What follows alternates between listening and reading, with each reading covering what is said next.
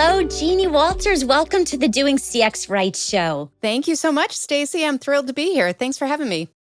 Oh, I am so happy, elated that you are here because you are truly, I'm not just saying it, a superstar and a woman leader. Like, Aw.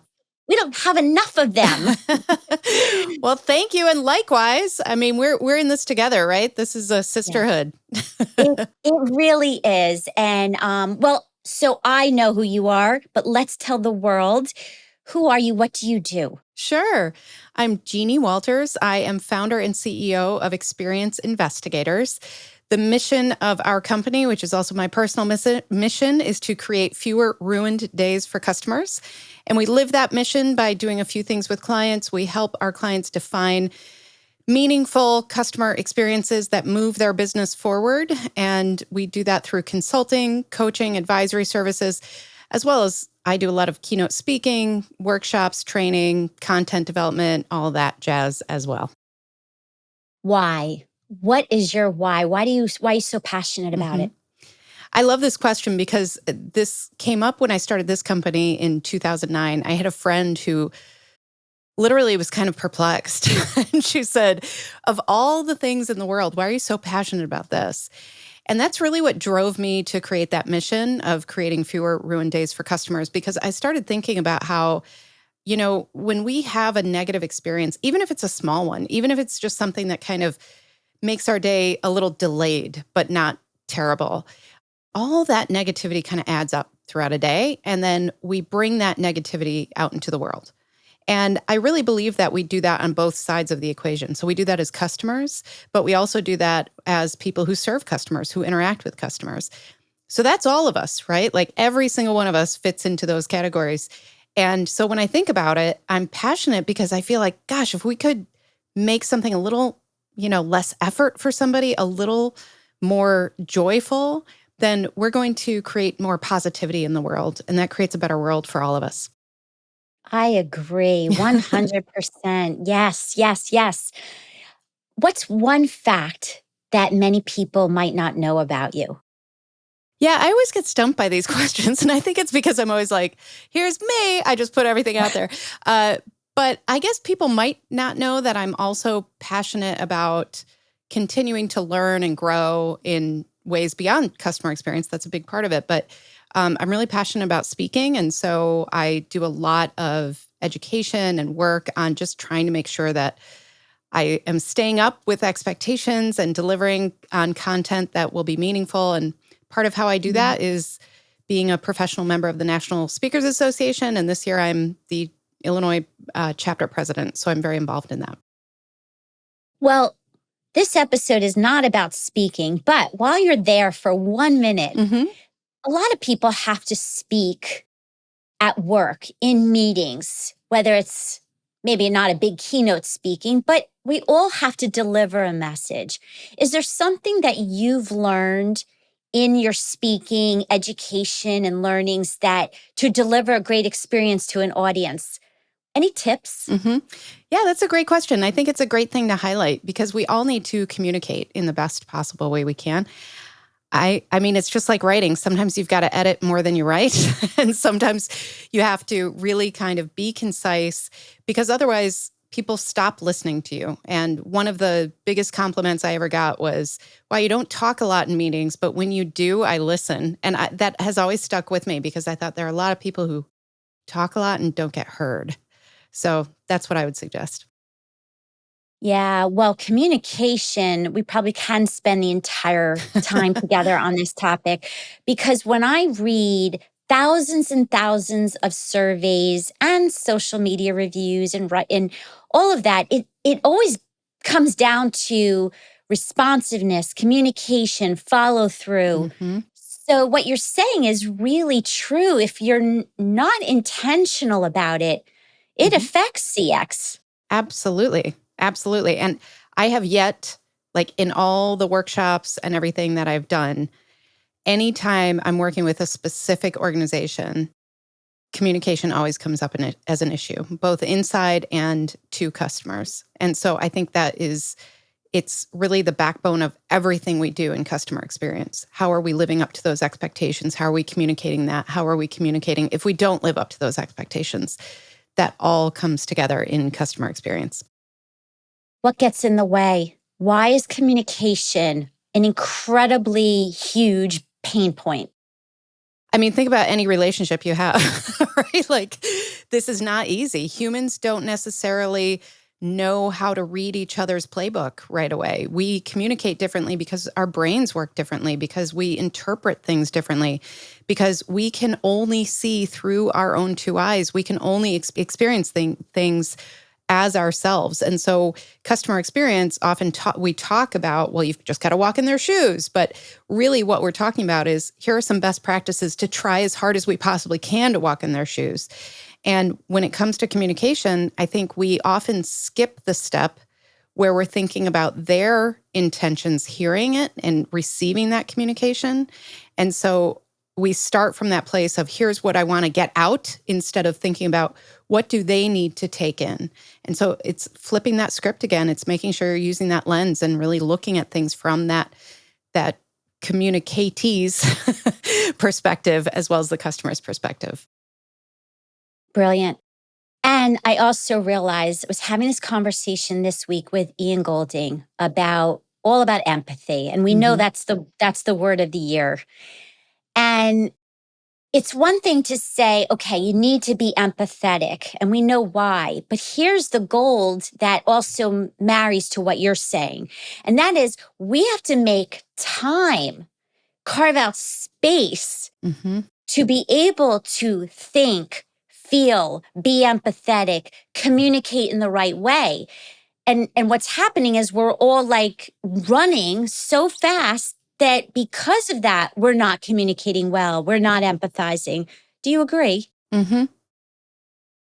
I agree to a point. I think there is an argument for both sides of the statement that empathy is a finite resource, because there are some studies out there that show that we kind of lose motivation throughout the day, for instance. That's why if you don't work out in the morning, you're a lot less likely to work out by the end of your day, because we literally, as humans, lose that motivation. The same has been studied around empathy. However, now they're coming out and they're saying maybe that's not exactly right, because there are ways to kind of fill up that cup throughout the day if we're careful about it, which is exactly what you're talking about. Having the space, having the energy to really, take that deep breath when we need it. One of my favorite examples is how USAA is the one that I heard about, but I'm sure others do this with their contact center. Sometimes they have a room outside of it that has like an exercise bike and different things. And they encourage their agents to just go out there and cool off a little bit and then come back to a shift. So I think things like that can be very helpful and intentional. But I also think we have to be careful about acting like, these things are just, on the to-do list. Like, oh, I'm going to be empathetic this call. Check. We have to really take care of the whole person. And of course, Jenny Dempsey talks about this in the work that she does around contact center wellness. And I think that that's so important, because we really do have to take care of the whole person. And just as an aside, I happened to go to a routine doctor's appointment not too long ago, and the doctor was kind of tired, and she said, I'm sorry. She said, I just had a really hard case, and I feel like I was wrung out of empathy. And I didn't quite know what she meant by that at the time. Like, was that because they weren't accepting the empathy, or was it because but when she was so honest about it, I then had empathy for her, right? I then could say, wow, I'm really sorry that happened, and kind of give back to her. So I think part of this is being human and being transparent and sharing in this world that now we all know, there's no doubt, we all share the same world and we all share the same emotions. And so I think that's part of this too, is what can we give back? What can we encourage people to really be transparent about? Because at the end of the day, we are all humans. That's an amazing example and demonstrates that the value of transparency, the value of communicating to be able to receive the support we need Mm-hmm. and have the dialogue of understanding. Mm-hmm. And then have Wow. more empathy to give, right? That's the ultimate goal too. So Yes. So now shifting gears, companies have value statements. You talk about CX mission hmm statements. hmm Tell me about that. Yeah, I'm super passionate about this because I think that without this, everything else is harder in customer experience. And essentially, what I saw over and over again was that I would walk into these, big companies, and they would have their mission statement or their vision or their values kind of etched in marble as you walk in the front door, or they would have fancy posters with really, inspirational photographs. And first of all, they were all way too long. And so you could look at them and think, well, yeah, that's nice, but then you would walk away and not be able to remember it. Or they were totally focused on the business. And many of them never mentioned customers, never mentioned anybody outside of sometimes shareholders were mentioned, but they didn't really mention what are they trying to do for their customers. It was about being best in class or being the top, whatever. And what I started doing was thinking about what is it that makes the companies who do this really well, what makes them different. And I started doing some research on this and found that, when you compare some of the airlines, the ones who mention passengers, the ones who mention customer service, they do better at customer experience. They have better business results based on customer experience. So we came up with kind of a formula of how to create a customer experience mission statement based on what is the promise that you're making as part of your brand promise, but then also who are you to your customers all the time? How can you show up for them? So that means we encourage people to avoid the est words, right? The superlatives, you can't always be the fastest. And so don't say you can be. So instead, think about who you are and who your customers are and who can you be to them. So one of my favorite examples is a law firm that basically realized, they can't say that they're always the winningest or the whatever. But the feedback we got was that their clients basically said, you know what, I went to some other firms and they talked down to me, but you guys didn't. And so they created a mission statement around listening and learning with humility. And I just love that because it basically says this is who we are no matter what. So that isn't just the lawyers. That's the people who answer the phone. That's the people who send out the invoices. That's everybody in the organization. And that's really what customer experience is all about. So a mission statement makes every other decision that you make, it makes it easier as you go forward and improve in your own customer experience maturity. All right, listeners, you need a CX mission statement. And I love what you said. And I think it makes a lot of sense. And it probably takes a lot of time to get it right hmm and make it fit. Yes, yes, yes. And this is a hard one, right? It's like branding or anything else where you can fight over words and people get very passionate about certain phrasing and things like that. But at the end of the day, we have to remember that perfect is the enemy of done. And sometimes you start with V1 and you see how it feels and you try it on for a while and then you move on to version 2, right? But the other thing is we have to remember that this isn't about something pretty. This isn't about something that we just put on a poster. This is something that you want every single person in your organization to internalize and use as a tool. And using my mission statement as an example, I mean, we kind of have shorthand in my organization about creating fewer ruined days because we make decisions on who do we work with. Is the work that we do going to help us live this mission? And if not, why are we doing it? If we are making decisions about who to bring on our team, how do we hire? What does the job posting look like? That all comes back to that mission statement. And that's what can be so powerful about it. So it's definitely something to think about how you will use as well, because that's when you start getting creative about making sure it's something that everybody can sort of tuck inside their heart. I want to go back to something you just said about hiring. hmm And this becomes your North Star. Nate Brown and I were just talking about CX as a team sport and how do you recruit the right people? And I'm curious your perspective on this because I know that in different companies, we don't always hire customer centric people. They bring in the terminology and they try to sound like they know what they're talking about, but they're really checking a box or they're not really walking the talk. hmm So the question is, what are some of the questions that you would recommend people to ask, hmm in their interview process to really know that they've got it, that they're Mm-hmm. really customer centric and to hire right. Mm-hmm. Well, I think this is, I mean, my husband is a head of a recruiting function, so I've learned a lot from him. But this is like a lot of other things where it's really about asking about past behavior too, and not just in a role where they're serving customers, but I like to ask about what was it like when you were a customer? What frustrated you? What were some moments where somebody earned your business back that you didn't expect? And tell me about that experience. Because I think then you'll hear that kind of connection to understanding what happened. And just like we were talking about with the doctor, like that back and forth dialogue of empathy, Yeah. I listen for that sometimes.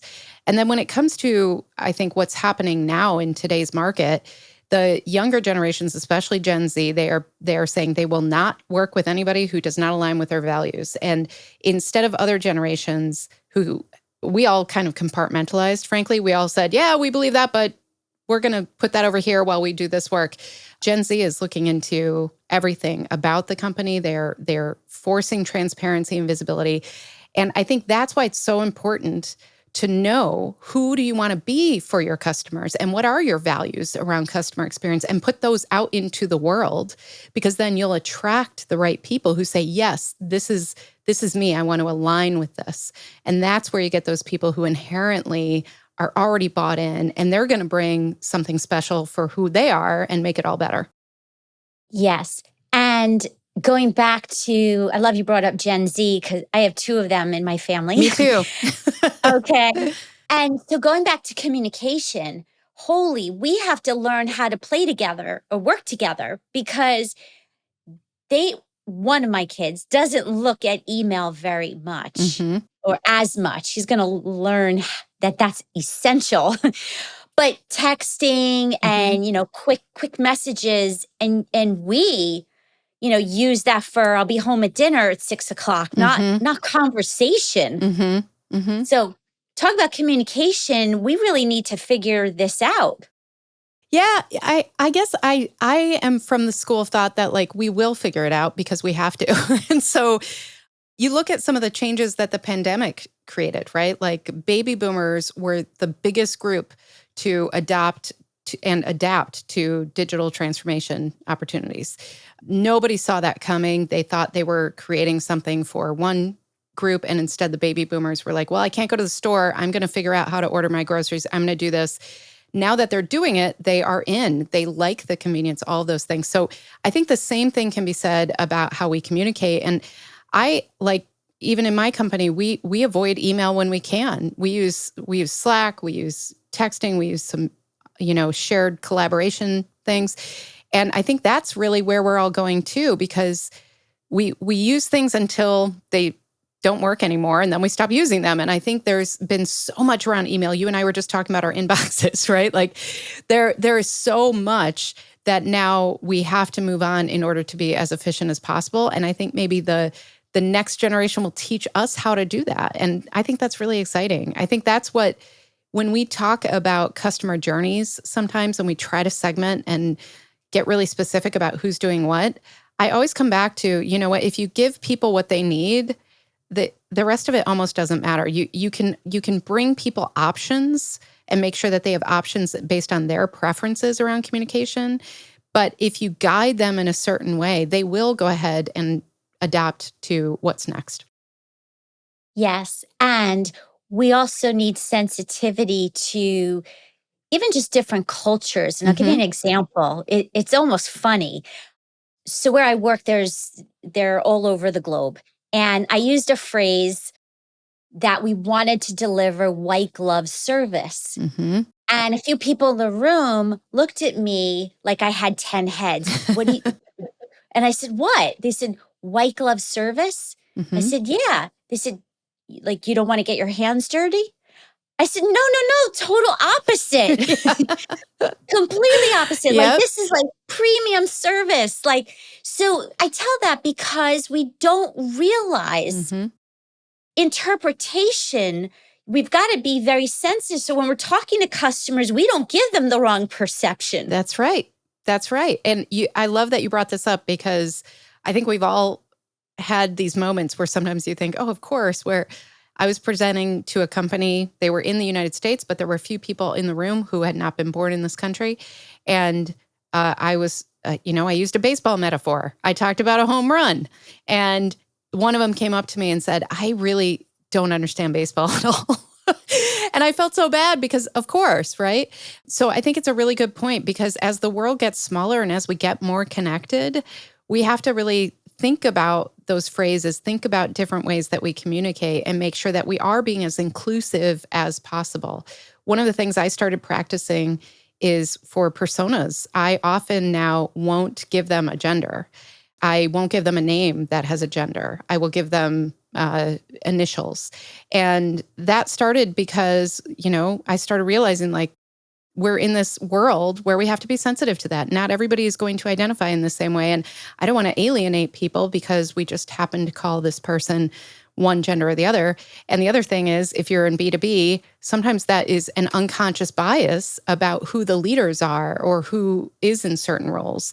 And I wanted to be aware of that too. So I think it's a great point because as in the work we do, we have to be constantly aware of how do we include more people into these discussions because that's how we get better results. Yes. Wow. I bet not a lot of people, this is going to be eye-opening for many people because it's true. Like persona development and journey mapping are the basis of CX. Mm-hmm. So now we're infusing diversity, inclusion, and equity Mm-hmm. into CX. And this is a perfect example of how it comes together. Yep. And I think the other thing that is a really interesting conversation about this now is how do you guide people through like different forms or different digital journeys and allow more ways to address them so that they feel like they're included. And, I've noticed I have two sons, they go to high school. I've noticed that our teachers and parent night often will say your students instead of your sons and daughters, instead of your children. And it's a conscious decision so that they make sure everybody's included. And I was very impressed by that when I went through as a parent because I thought, that's being sensitive to a lot of different ways that people might be feeling and thinking at this journey through life. And they were able to address it with a really simple, elegant solution. And I think sometimes that's what we aren't thinking of is that simple, elegant solution. Like, let's not overcomplicate it. Let's just call it what it is. Well, and also admit what we don't know. Absolutely. Yeah, absolutely. Yep. Don't know, so I'm going to take the safe path, but also, can you teach me? Mm-hmm. And that could be even to your customer. You can say, I'm not sure, and I really care to learn. Mm-hmm. Boy, talk about nurturing a relationship. Yep. And that goes with things like names, right? Wow, Yeah. I'm not sure how to pronounce this. Can you say your name for me? Things like that can go a long way towards showing that I'm seeing you as a whole person as well. So, with this now in mind, what does at-risk customer mean to you? Yeah, I think this is one of the areas where we talk a lot about it in customer experience, but it's hard to define sometimes because what I hear about in customer experience when we talk about at-risk customers, I bet we've all had that experience where we called as a customer and said, I'm going to cancel my service. It's too expensive. And they say, hang on, you need to talk to one of our loyalty specialists. And you know exactly what that means. It means that they're like, danger, red flag. We have somebody who might be leaving. We're going to pull out all the stops so that they don't leave us because we know that if we keep them as a customer, that is more valuable to us. But there is so much that happens before that moment. And if you're not paying attention, then that's, your kind of back's against the wall when a customer is trying to leave you. So there are 5 things I think about with customer churn and different ways to think about it. And the first is we want to identify what happens when a customer defects. And what I mean by that is, let's say you have that person, they leave. If you're not paying attention to what are the patterns here about why people are leaving, what behavior happened before they left, all of those things, then you won't be able to trigger things in advance.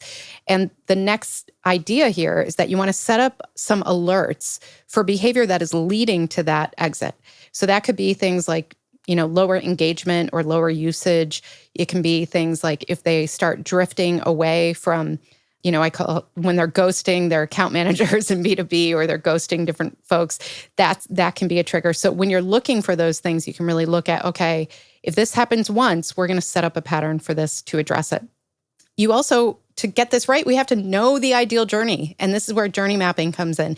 If we know what the ideal journey should look like, then we should be able to identify where are those at-risk moments that we can really turn up the volume and make sure that we are paying attention and not neglecting our customers. Because I think a lot of this happens because of neglect, not because of something horrible. It's just neglect. And that's so important.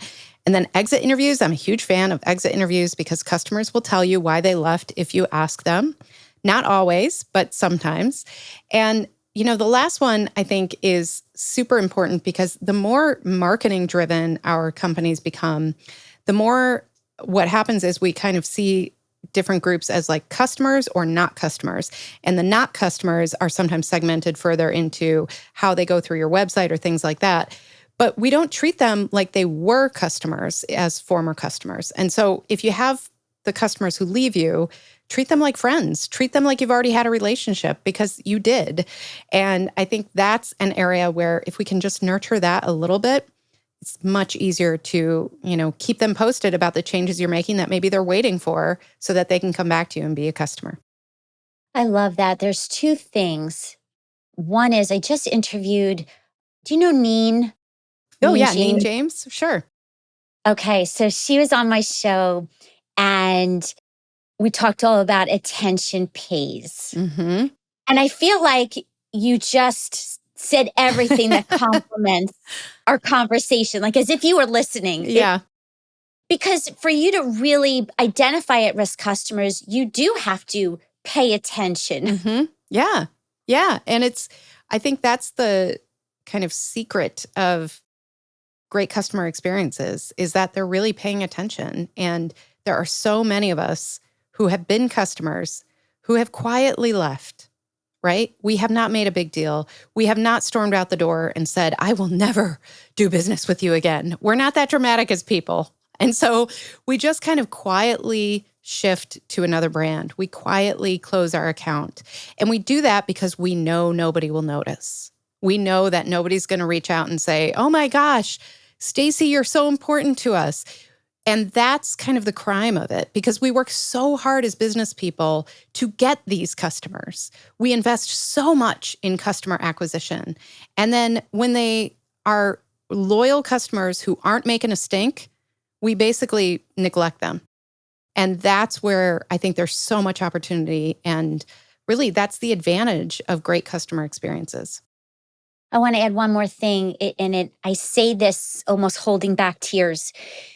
Not only do you need to interview lost customers as they're leaving or as they left, but also employees. Mm-hmm. There are so many people leaving companies now. And how many I ask them, did you have an exit interview? And they say no. Mm-hmm. That breaks my heart for them and breaks my heart for the ones left behind. Yeah. Yeah. It's a great opportunity. I mean, it really is. And I think most people, number one, like to be asked, period, about anything. And number two, want to help. And so if you're asking them for an exit interview because you really are asking them for their opinion, they're going to want to help you there. And then that helps everybody. So I totally agree. We have to do this on both sides. How about the fact that they might be a customer of your brand? Yep. And you don't ask them. Mm-hmm. Oh my goodness, the amplification effect of that. Yeah, exactly right. Exactly right. So last two questions. This went too fast, but here we are. So if I had tons of CEOs and entrepreneur owners of businesses and managers in my room right now, what's the one thing you would want them to know, the one takeaway? Get a CX mission. Make sure you know your mission for customer experience because it makes everything else easier. Love it. And now here's a fun question. Personally or professionally, if you could go back to your younger 20-year-old self, based on what you know now that you didn't realize then, what would you tell the younger you? I think like most of us, I would say don't worry, it's going to work out. And just to enjoy the everyday. I think there is so much that we are privy to just as humans who walk the earth. And if we can really find joy in every day, then your awareness goes up, your gratitude goes up, and I think that's the path to being happier. So that's what I would say to my angst-ridden 20-year-old Jeannie. And may our kids hear this too. Yes, for sure, for sure. I'll have to play it for them. Well, thank you. I know that people are going to want to find you, and I'll add it in the show notes, but share what's the best way. Yeah, experienceinvestigators.com. We have tons of resources, including our Year of CX, which is at yearofcx.com. You can get that workbook for creating your own mission statement there. Oh, awesome. What a gift. Well, you are a gift, and I am so appreciative of you being here. Thank you so much, Stacy. Keep up the great work, and thank you for having me. Thank you.